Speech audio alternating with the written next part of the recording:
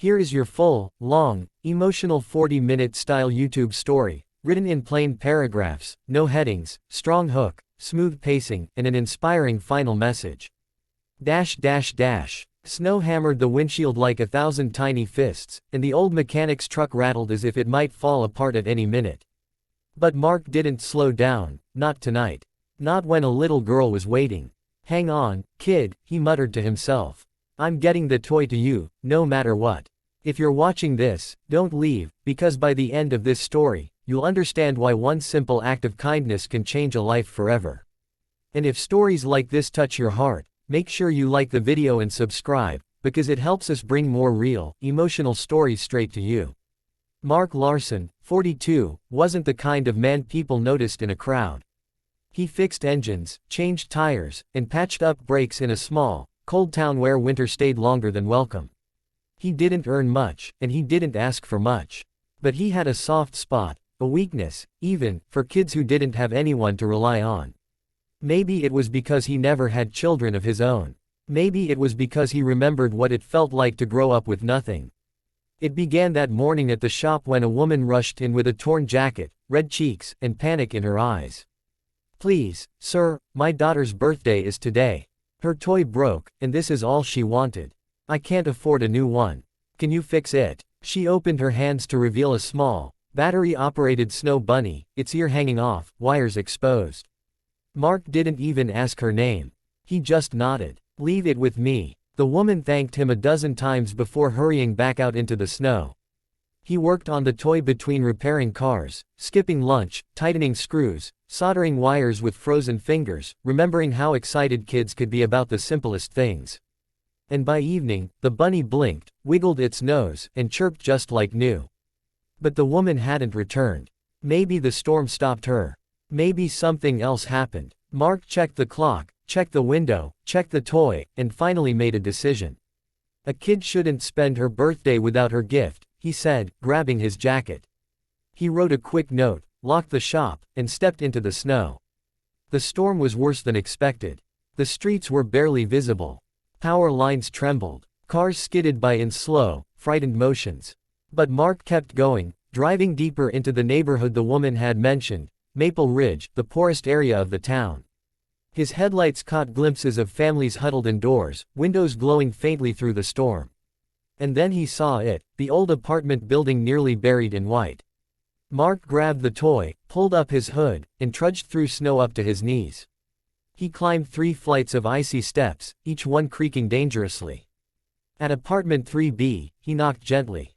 The door opened to a little girl with puffy eyes and tangled hair. She wasn't crying anymore, she looked like she had already cried too much.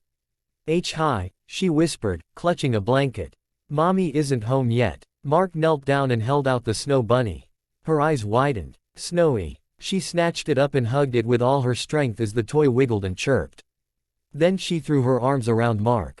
"Thank you. Thank you." He froze. He hadn't felt a hug, an honest, warm, grateful hug, in years. "Happy birthday, kid," he whispered. "Your mom asked me to fix it for you." The girl grinned. "Mommy works a lot. She always says she'll be home soon, but," she looked away. "You want to wait inside? It's cold." Mark hesitated but stepped in. The apartment was clean but almost empty, no decorations, no birthday cake, just a flickering bulb and a heater struggling to stay alive. The little girl returned to playing with the bunny, making it hop around the floor. Watching her, Mark felt something open in his chest, something like hope, something like grief. After half an hour, the door burst open, and the wind howled in with snow swirling around a woman covered in frost. She froze as she saw a stranger in her living room. "Who, Mark?" She blinked, confused. You came all the way here."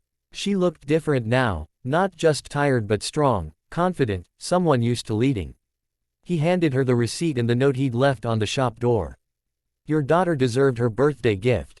Then something happened he didn't expect. She stepped closer, her voice breaking. "I didn't expect anyone to do this. Not after everything." She took a deep breath. "I'm starting my new job tomorrow. CEO of North Star Mechanics headquarters."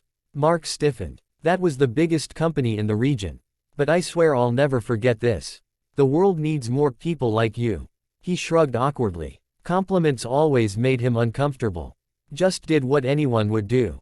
No, she said firmly. Most people wouldn't. She invited him to stay for tea, and he did, because something about this woman, her sincerity, her exhaustion, her gratitude, felt strangely familiar. They talked about life, about struggling alone, about dreams that got postponed because of responsibility. She shared how she raised her daughter alone, how she had worked 3 jobs, how she was terrified of failing even now. And Mark shared something he rarely said out loud, that he once dreamed of becoming more than just a mechanic, of owning a real shop with real opportunities, but life had torn that chance away years ago. The woman listened closely, really listened, her eyes softening. Eventually, he said goodnight and prepared to leave. But as he reached the door, she stopped him. "Mark, I'd like to see you again. And not just for repairs." He froze. "Ma'am, I mean, Miss CEO." She laughed. "My name is Clara. And I meant what I said. People like you are rare. Maybe, we can talk more." He nodded slowly, feeling something warm spread through him. Days passed, and the storm cleared, but the moment stayed with both of them.